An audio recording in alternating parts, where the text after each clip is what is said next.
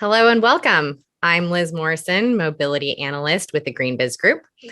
And joining me today, I have Danae Evans, the Transportation Services Project Manager for the City of Richmond, and Megan Richard, Director of Public Policy at VIA. And I'm really excited to have this conversation today with these two dynamic individuals representing this unique private-public partnership, which is advancing equitable mobility options here in the Bay Area. Danae is with the public sector and Megan is with the private sector. And to start off with, I really wanted to kind of dive into this partnership.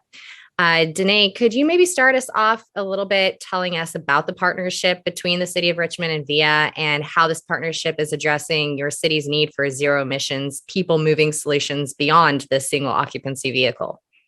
Yes, thank you for having me. It's a pleasure to have an opportunity to share our experience in the city of Richmond.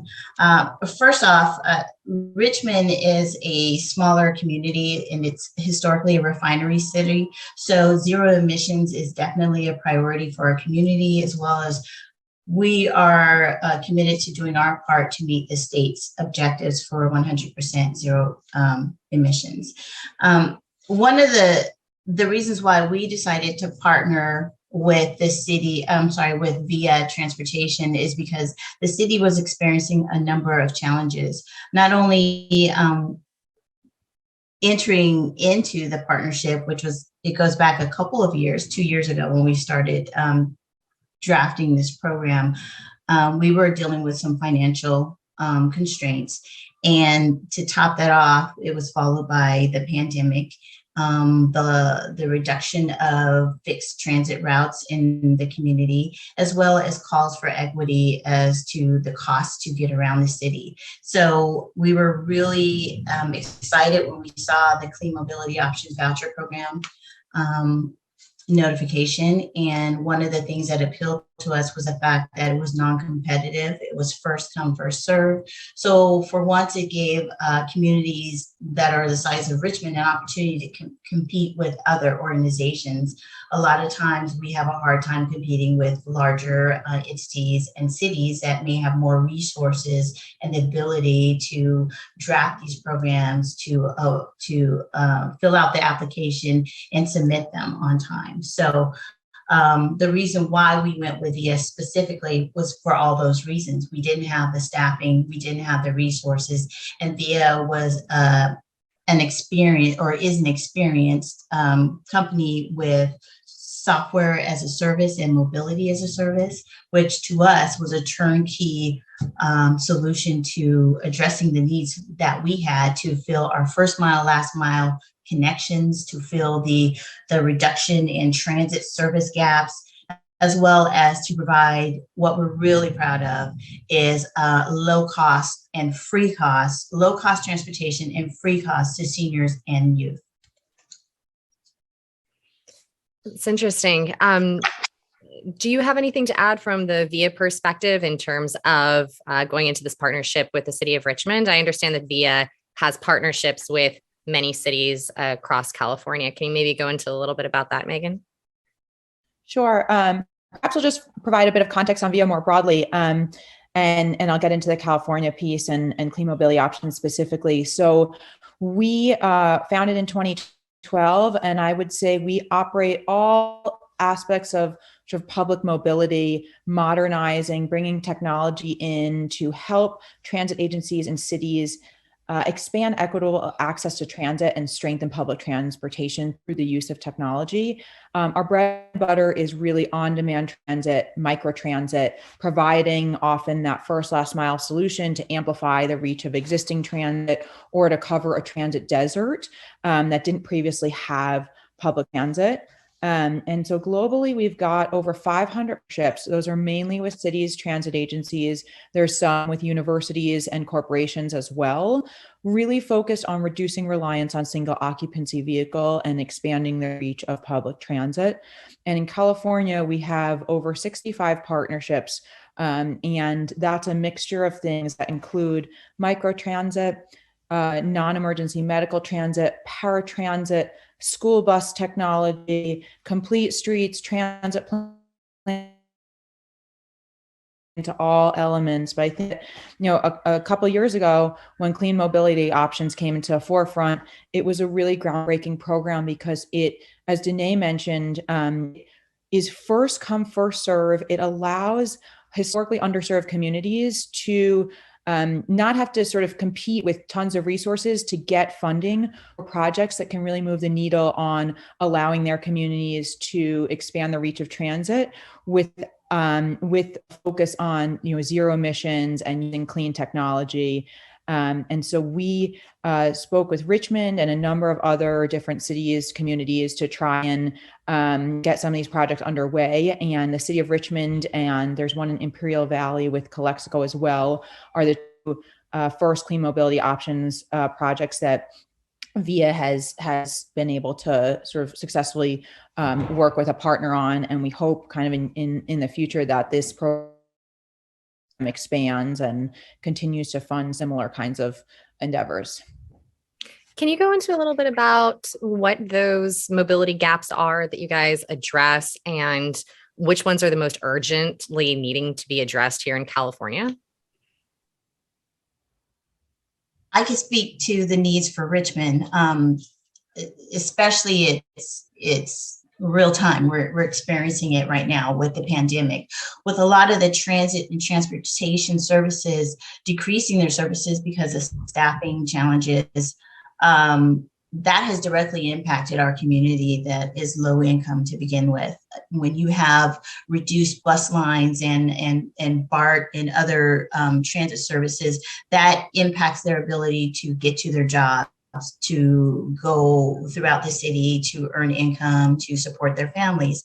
And as a result of that, we were able to use VIA as the on-demand local shuttle, which I forgot to mention, which is the first in Richmond. And primarily what it will do is not only will it provide transportation services within our transportation network, it also connects these communities, underserved communities, to local transit hubs. We have the ferry, we have Amtrak, we have BART, and then we have other bus lines. So for us, that has really helped us fill one of our priorities for our first mile, last mile connections, to fill in those service gaps and to get to the people who normally aren't close to those transit hubs with this on-demand door-to-door service.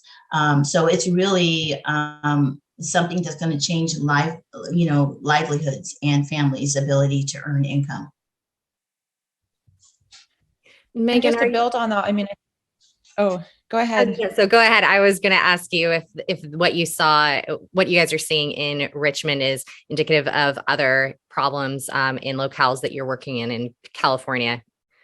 Absolutely. I would say, this is not news to anyone, I'm sure, but in America, the zip code that you're born into continues to be one of the strongest predictors of your economic mobility. So transportation impacts an individual's ability to reach their workplace, to seek medical care, to attend school. And so the lack thereof forces difficult trade-offs for members of communities that really lack access to high quality public transit. And it's owning a car is the second highest household expense after housing itself. And it just shouldn't be a requirement to access opportunity. So we see this, through services, throughout the US and throughout California, that we're really providing a lifeline. Some of the stories are, about traditionally underserved communities. It might be about seniors as well.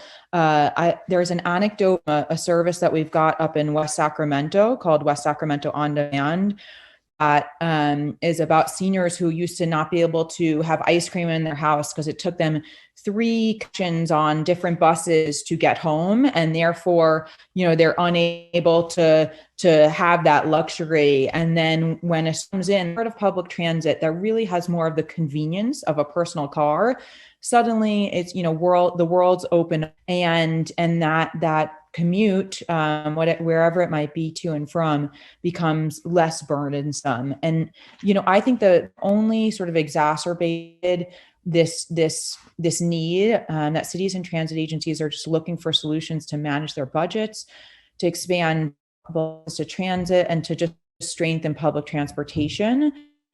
And,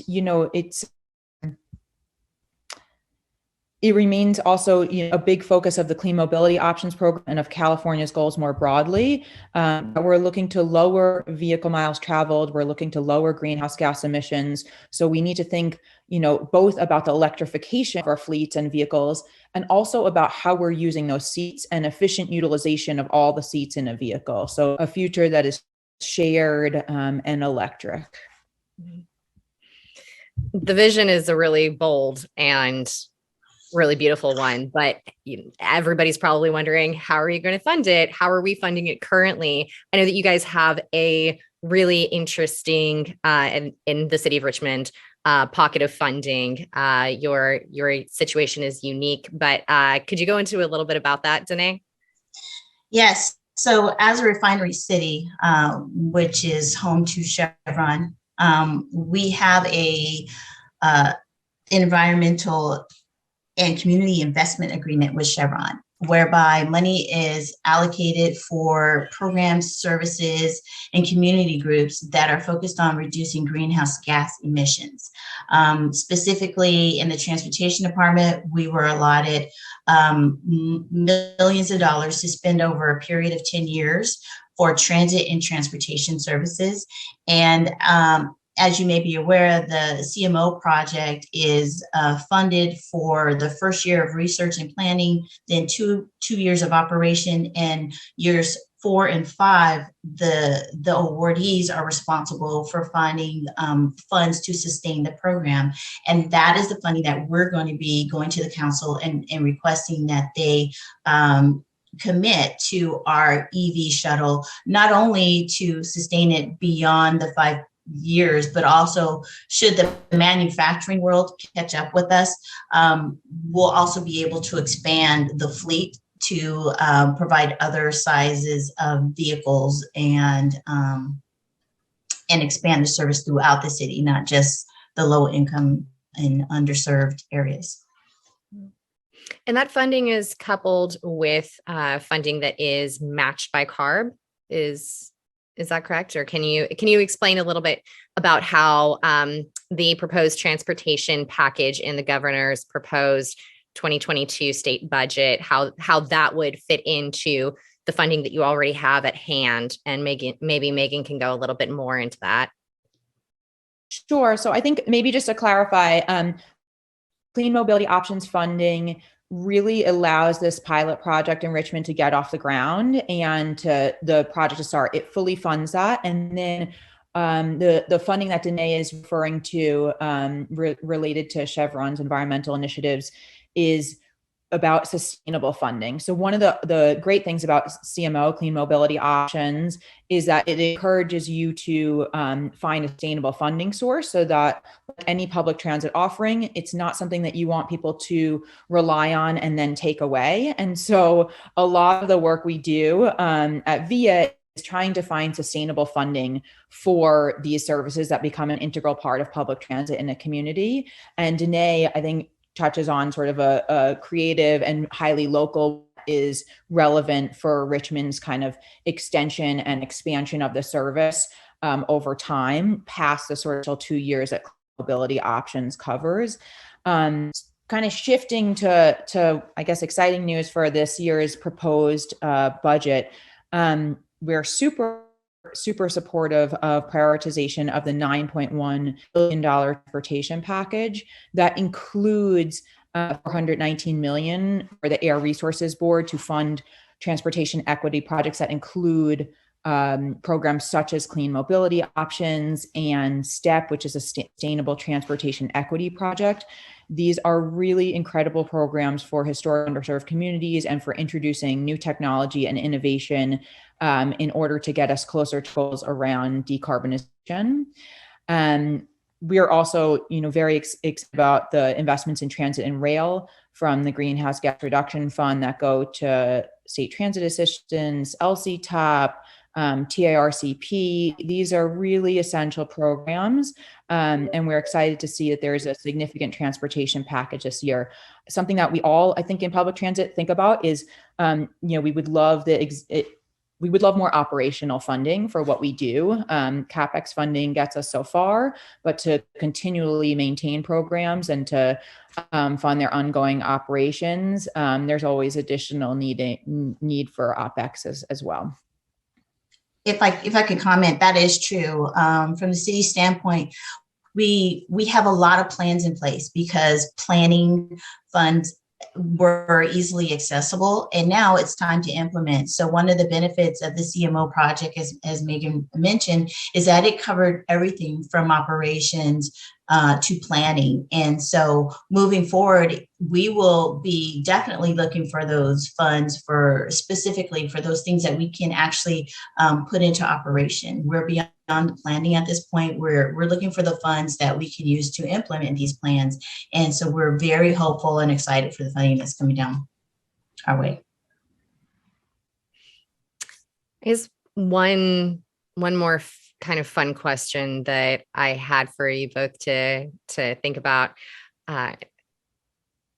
We're talking about moving away from car culture, and California is just such a car-centric place. What is this pilot program or anything else broader doing to really advance the cultural shift that's going to have to take place for there to be mass adoption of public transportation options? That's a good question. You know, I'm a world traveler, and I really appreciate the places I can go to that I don't have to rent a car. I know I can get on a bus, a BART, or some form of transportation.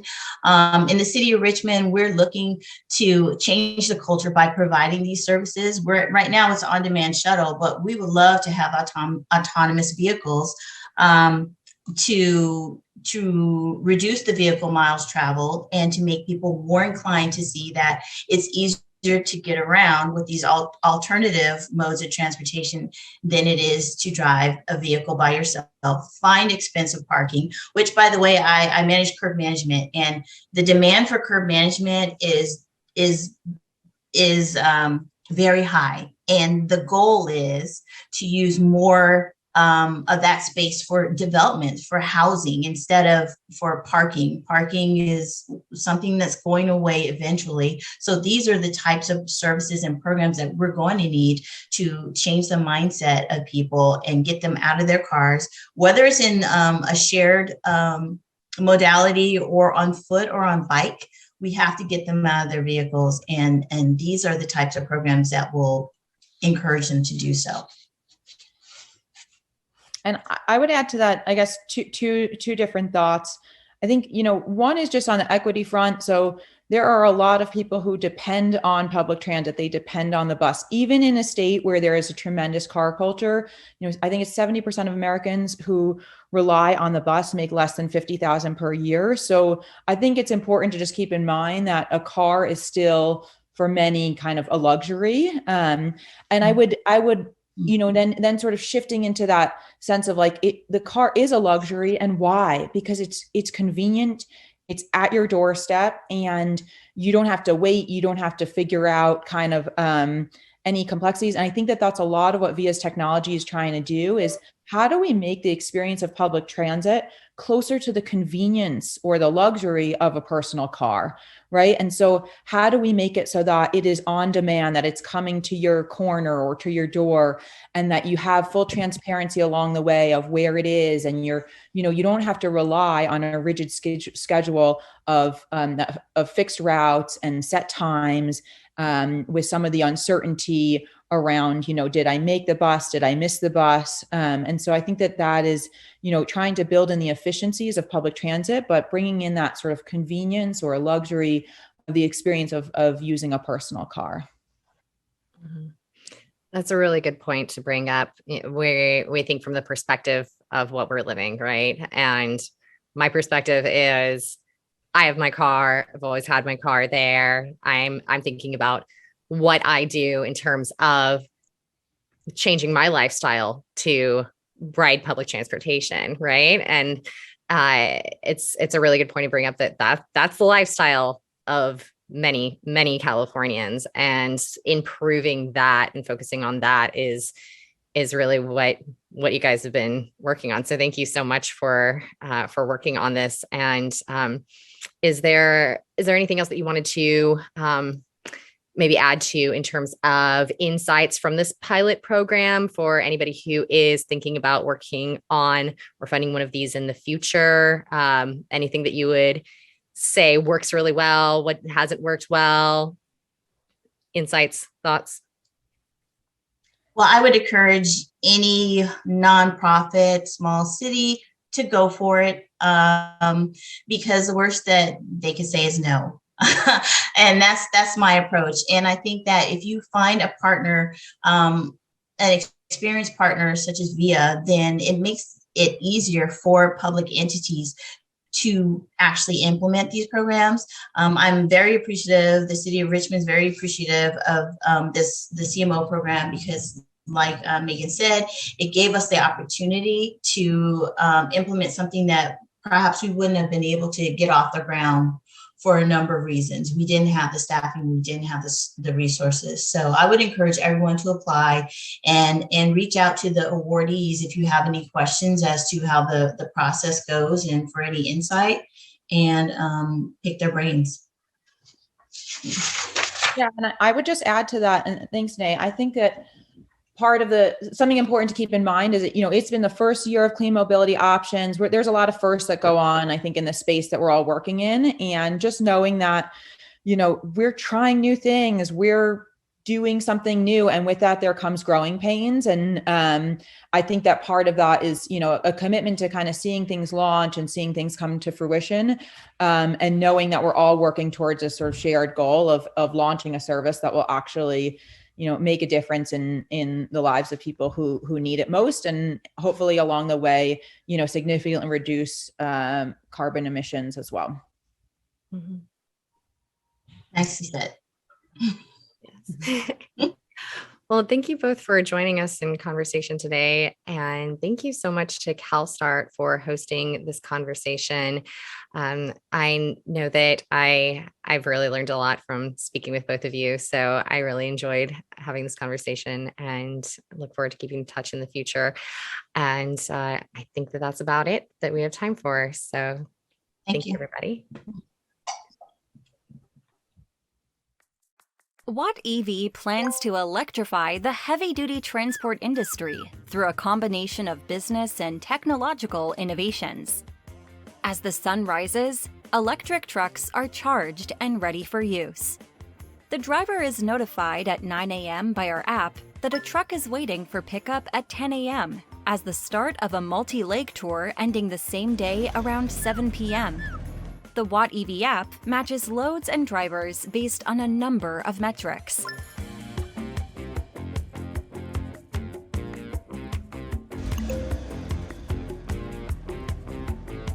Allowing a transporter to start at a convenient location and move different loads within a single day. The app guides the driver to stop at an intermediate Watt EV charging depot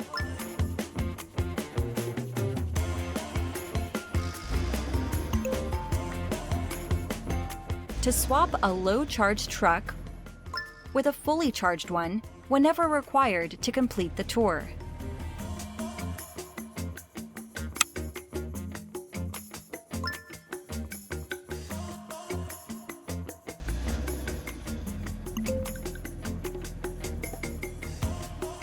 The Watt EV app maximizes the number of tours based on start and final destination within a typical shift.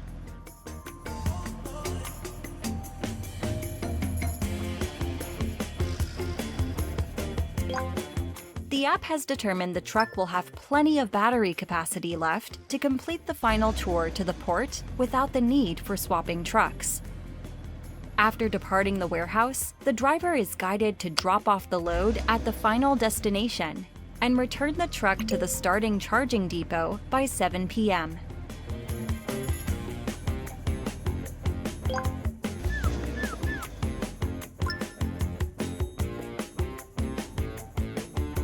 The driver concludes the final tour, drops off the truck, and walks to his personal vehicle to leave the depot. while the Watt EV app automatically generates a summary record of the entire tour.